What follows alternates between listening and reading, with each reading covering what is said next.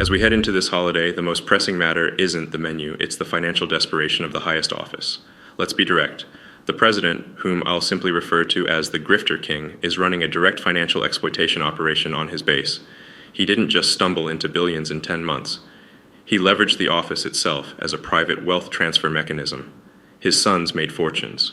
His oligarch friends gained unprecedented access and riches. We're talking astronomical, systemic wealth acceleration.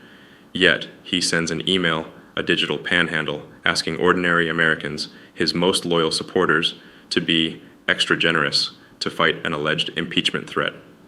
Now, pause and apply a first principles analysis. You, the citizen, rightly ask, why? How can a man who has accumulated more wealth in this short span than most nations generate in a year still require small dollar donations? The answer, gleaned from the data, is simple. This is his core business model. He must continually cultivate, then harvest, the emotional and financial loyalty of his base. The product he sells is not governance, it's a sense of identity and perpetual victimhood. The impeachment fear isn't a legal strategy, it's a fear-based revenue stream. Look at the comments pouring in. Trump begging for money whilst building a 300 million plus bunker ballroom. How low can he go? This captures the absurdity. The construction of a lavish $500 million personal fortress while simultaneously hitting up minimum wage workers for $10 is not hypocrisy. It is a calculated power move. It demonstrates that he believes the laws of fiscal gravity and public accountability simply don't apply to him. And this brings us to the most critical legal question, one echoed by every rational citizen. Why isn't he being held accountable? Why isn't Congress or the Senate moving decisively on impeachment? Isn't there enough dirt on him, according to the Constitution and every law created to uphold American government?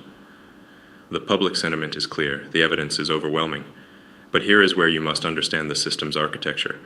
The issue is not a shortage of laws, nor a lack of evidence. The issue is the complicity of the power structure. When the crimes are so large, when the theft is measured in the billions, the existing legal framework, designed to prosecute petty thieves and middle management, simply freezes. When the theft impoverishes an entire society, the legal system designed to protect that society shuts down because those who would enforce the laws are either compromised, complicit, or paralyzed by the sheer magnitude of the corruption. The system is not broken. It's working exactly as designed to protect the great thieves. You, the everyday American, are left with your hands tied, watching this absolute nightmare unfold. The financial grift is merely the symptom.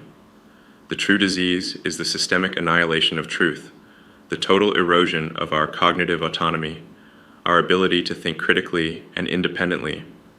Consider the news that White House officials were internally discussing their preference for the Paramount/Skydance bid to acquire Warner Discovery, CNN's parent company. Furthermore, that Larry Ellison, the world's second wealthiest man, discussed axing specific CNN hosts with the White House in takeover talks. This is beyond a pay-to-play scheme. This is the weaponization of capital to control the national narrative. This isn't about profit, it's about power consolidation. The Grifter King doesn't just want favorable coverage. He wants the entire media landscape to become an echo chamber. They want to turn CNN, an established, if flawed, institution, into Fox News 2.0. As one commenter rightly asked, are there no antitrust laws in this country to prevent these jerks from owning all the media? Of course there are, but the enforcement mechanisms, again, are dormant when faced with billionaire-level consolidation of power and information.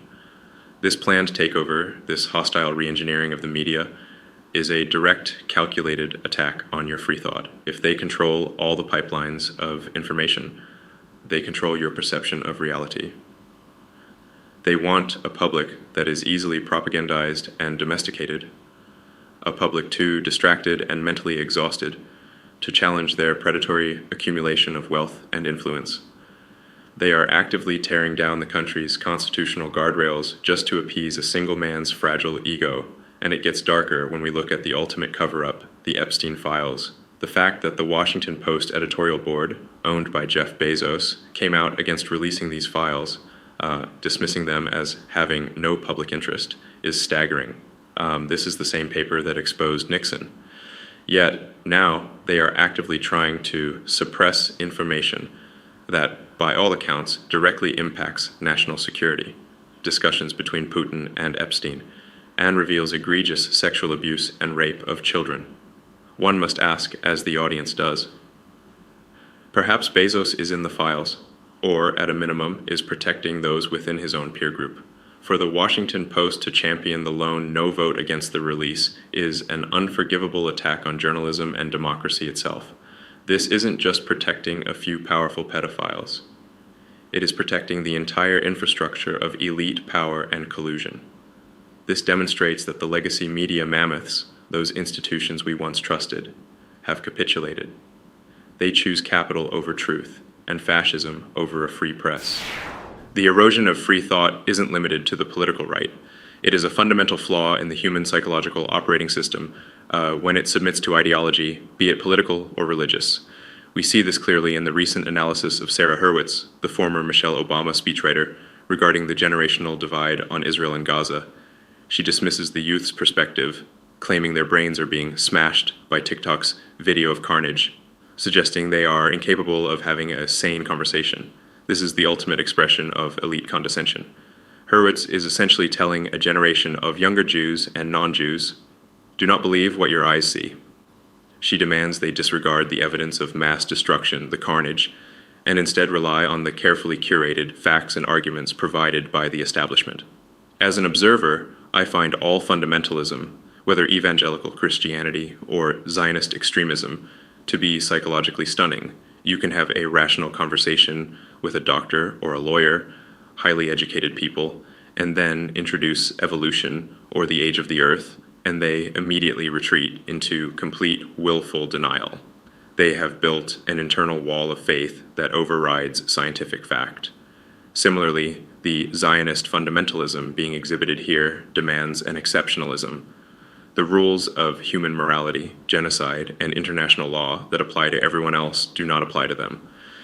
This attitude is the crux of the problem. It is the use of historical suffering, the Holocaust, as a tool for emotional blackmail. The assertion is that you cannot criticize the current state actions of Israel, because doing so is tantamount to criticizing Jews. Yet Hurwitz is criticizing younger Jews herself, because they refuse to be complicit in what their eyes perceive as a moral atrocity. They won't bend the knee to the propaganda. The hypocrisy is breathtaking. A person of her background should be screaming, "Not in my name." She should be hyper-focused on the fact that masked people are conducting kidnappings and disappearing immigrants into concentration camps here in the United States, or that a horrific event is unfolding in Gaza. Instead, she chooses to attack the very autonomy of young minds who are attempting to apply a consistent moral compass. This cycle of exploitation, whether financial or ideological, stems from a single source: unfathomable greed. This isn't just about money. It's about a spiritual emptiness that demands infinite accumulation of wealth, of power, of ideological control. As one profound comment noted, what do you do with a person who is so empty that everything cannot fill them? How do you get these broken people to care about another's need? The answer is you can't rehabilitate them. They have no moral compass. They are a direct threat to the very survival of our planet and humanity. We have established the core problems: the grifter king's financial extraction, the oligarchy's consolidation of information, the media's complicity in covering up systemic crimes, and the ideological zealots' attack on our ability to perceive reality. So, what is the everyday American supposed to do? What is the directive when all the cards are held in the hands of the rich, powerful, and corrupt? We must build a parallel, resilient network of intellectual and informational autonomy. The first step is to recognize the true nature of the fight. It is not Democrat versus Republican. It is the informed citizen versus the propagandized machine. The question of impeachment, for instance, isn't whether the crimes exist, but why society accepts that the legal system is disabled by the scale of the crime. We punish the small theft, but we normalize and protect the theft of billions that destabilizes nations and the climate. Our survival depends on reversing this cognitive capture. We must get this ravenous genie back in the bottle, and we must do it fast. You must look at the data, not the emotion. The grifter king is underwater. The data from various elections across the nation confirms that the forces of true democracy and rational thought are currently winning decisively. Do not let the collective noise and the shock value headlines make you feel overwhelmed. That feeling of paralysis is exactly what the powerful few want you to experience. They want you to quit. The answer lies in independent media. Not just this channel, but every channel. Midas Touch, Don Lemon, Brian Tyler Cohen, Pod Save America, and countless others. That is not beholden to corporate money or ideological control. They are funded by you, the autonomous viewer. They operate on principles of reality, not capital or political favor. This is the practical, actionable directive. Consume dispassionately. Treat all news, including ours, as data. Remove the emotion. Look at the verifiable facts and the underlying mechanisms. Invest in autonomy. Support the independent channels that report the facts. If they don't have corporate funding, they are beholden only to the truth. Feed the algorithm with truth. Your interaction is not just a frivolous click. It is the fuel for the pro-democracy movement. And you must remember the architectural lesson from the MAGA movement.